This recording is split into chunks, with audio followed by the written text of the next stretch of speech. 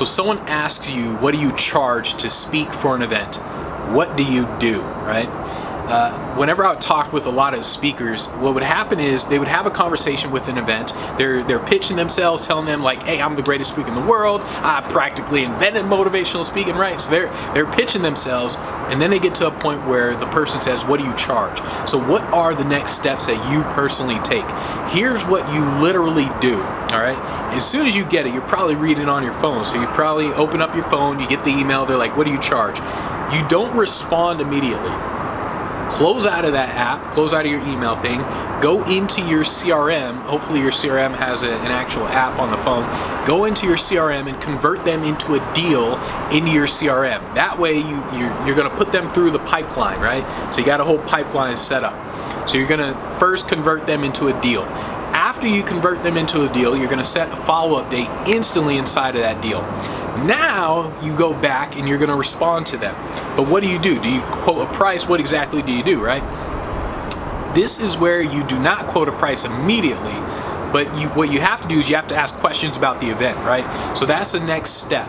So as soon as you convert them into a deal, the next step is to simply ask questions. You have to say, well, when is it? Where is it? How many people? You ask them a series of questions. And hopefully, I mean, if you guys are a Speak Pro member, you already have a list of questions, and you templatize these questions. So that way you're not thinking about which questions to ask every single time someone asks you, what do you charge? You simply have a template where you say, okay, I'm going to ask these questions every single time, right? Simply copy and paste those. So you ask the questions. After they come back, now you quote your price, and then you send them the contract, okay? Now, what if they actually don't answer the questions? What if they say, well, I mean, we don't have the details of the event yet. What do?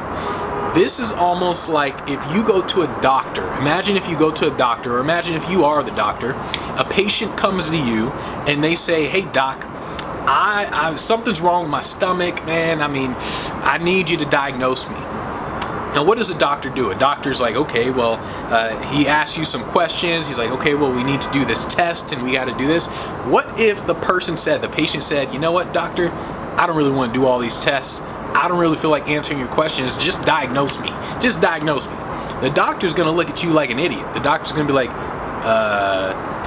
what? I can't diagnose you unless you answer these questions. I can't diagnose you unless you go through these tests. The same goes with you as a speaker. If someone says, quote me a price, and they are unwilling to answer your questions, you simply cannot give them a price. There's nothing you can do. The same way a doctor can't do anything about diagnosing a patient, there's nothing you can do if people do not answer your questions. You need to know when it is, where it is, all sorts of questions. If they don't have the details, then they're simply not at the stage where they're ready to book a speaker anyways, right? So the only thing you can do is you quote like a fee range. You say, oh, well, it's anywhere between 10 and 30,000. I need you to answer these questions for me to give you an exact price, though. And so, like, it's basically this kind of common sense, right? You're obviously going to charge differently if it's a 30-minute presentation versus a 60-minute presentation. So it's going to be very different. So that's why you got to ask the questions. And so once you ask the questions, they answer, then you give them an exact price. After you give an exact price, you simply you have to make sure you ask a question at the bottom of the email where you say like, okay, it's going to be XYZ amount. Do I send the contract to you or to someone else? And you keep it very simple, right? What I notice a lot of speakers do is they tend to overcomplicate it. So when they're quoting a price, they say, it's going to be $10,000 for the presentation. And by the way, if you like a copy of my book, we can do this. And by the way, also make sure you check out the reviews here on my website. And they include all this other stuff. And what's happening is you're overselling. And when you oversell, you come across as desperate. So you simply say it's going to be XYZ amount. Do I send the contract to you or to someone else? Because when you are quoting your actual price, like when you get there, they answer the question, you're quoting your actual price, you don't want to split the focus. You don't want to say it's going to cost this much. Like, you're trying to go here. You're trying to get the money, right? You're trying to get the money for your presentation. But what speakers do is they say, oh, and by the way, would you also like the book? Would you also be interested in looking at the reviews here? And they're going off course. It's like, what the hell are you doing? Stay on course.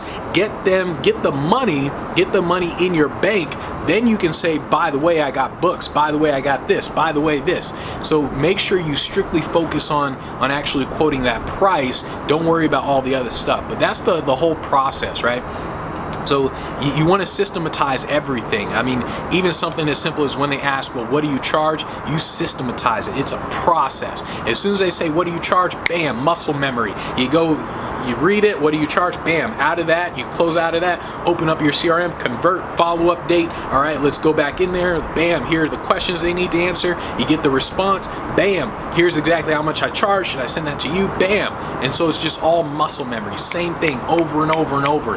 That's why you need to have systems in place, because when you have systems, it's just repetition. It's just muscle memory.